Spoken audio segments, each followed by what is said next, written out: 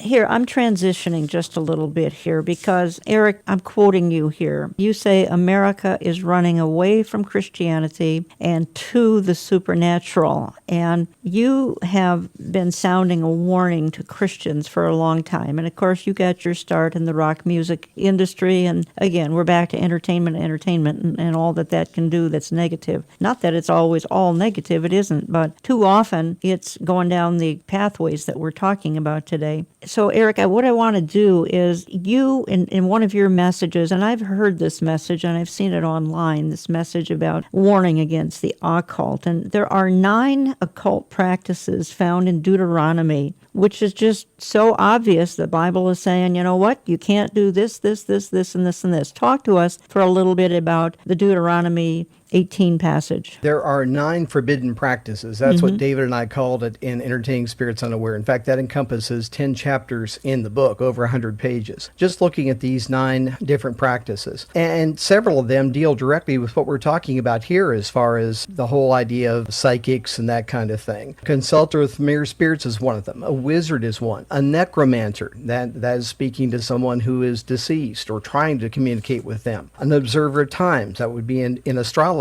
Divination, these kind of things are talked about so directly. It is the clearest passages in the scripture, the clearest direct frontal assault, if you will, against the world of the occult from the mouth of God, and it uses the strongest condemnatory words that you're going to find anywhere in the entire Bible out of the mouth of God when he speaks about this. He calls it an abomination. That's what the King James Version uses 3 times, an abomination, and that's a very accurate translation of the word. So I believe our position ought to be the same as God's.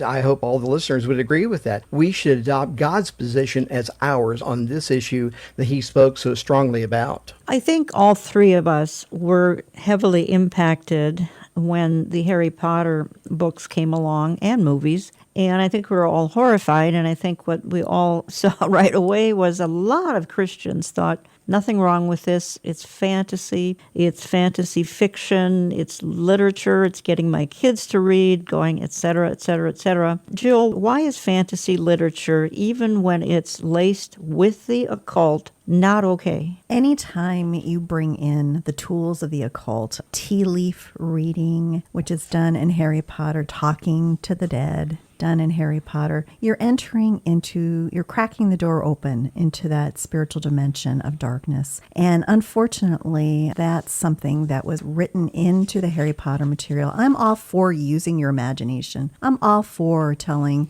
wonderful stories full of adventure and things that can't possibly happen in the real world. I mean, God gave us wonderful imaginations. But when you start pulling in that doctrine of the demons, the darkness, and wrapping it all up in a nice shiny package, then you've opened up yourself and your life to these forces that are not going to be doing or wanting to do very good things for you. It's a dangerous thing. There are actually books out there that are talking about you can find God in Harry Potter. I want to play a 2-minute soundbite of John Granger, and then I want to go to Eric for some feedback on this. But John Granger is an author who's written a book titled Looking for God in Harry Potter, and he actually says that J.K. Rowling, the author of Harry Potter, has smuggled the gospel into the book series and the film. And I think that everyone in the studio today would have huge issues with that.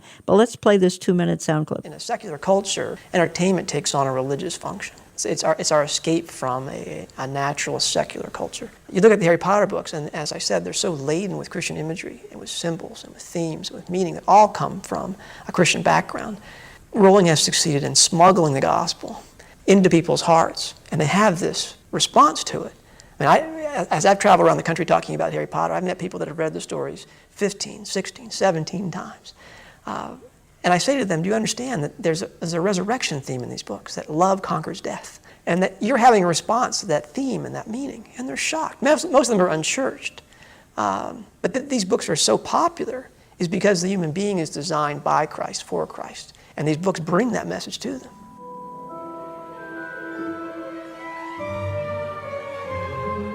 I have never met Mrs. Rowling. It'd be an honor to meet her, certainly. I have no idea what her response. Friends have told me that the reason I'll never know until all the books are out is that because I've, in a way, unwrapped a lot of the mystery. When she said, if you understand the Christian meaning of these books, you understand their ending, the reason that she's never going to talk about it until the ending is that she doesn't want to reveal that mystery. Certainly I would have a lot of questions for her about the direction of the stories because I want to know how they end too. I would simply, though, profess my admiration for what she's doing. C.S. Lewis says that great literature trains people in stock responses, smuggles the gospel, and baptizes the imagination. And certainly her books, more than any other books in transit, in publication right now, are doing those three things. They train us in the stock responses, the virtuous responses, the truth and virtue and beauty. They smuggle the gospel, as I said, all these Christian themes and images, the resurrection subtext, this.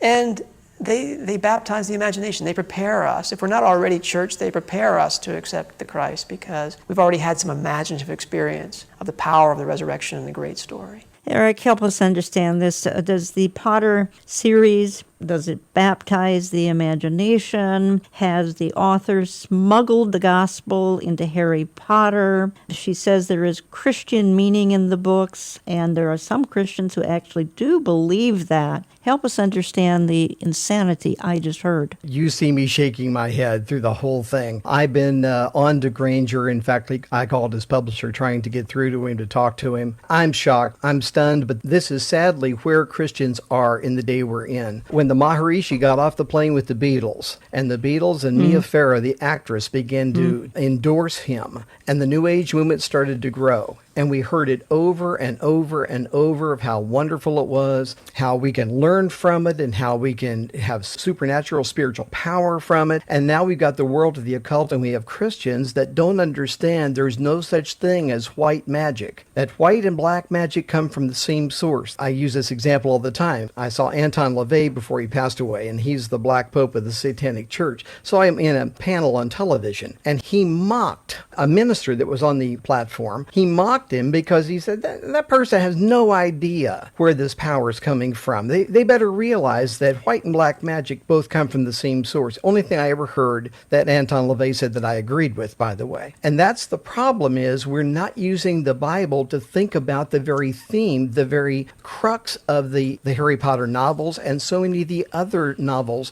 that are out there that are kind of Harry Potter wannabes. So it's the desensitization process that's taken place in the minds of the Christian world, let alone the world around us. And we are so hooked on these things, we're trying to Christianize everything we can and bring it in and say it's palatable and acceptable before God. And the thing here that is interesting is that John Granger says we have to wait to the end to find out what J.K. Rowling's true meaning is. Well, at the end, Dumbledore, she says, is gay. So Dumbledore comes out. You know, I have a problem with the Harry Potter books representing the gospel simply even based on that, since Dumbledore runs all the way through them.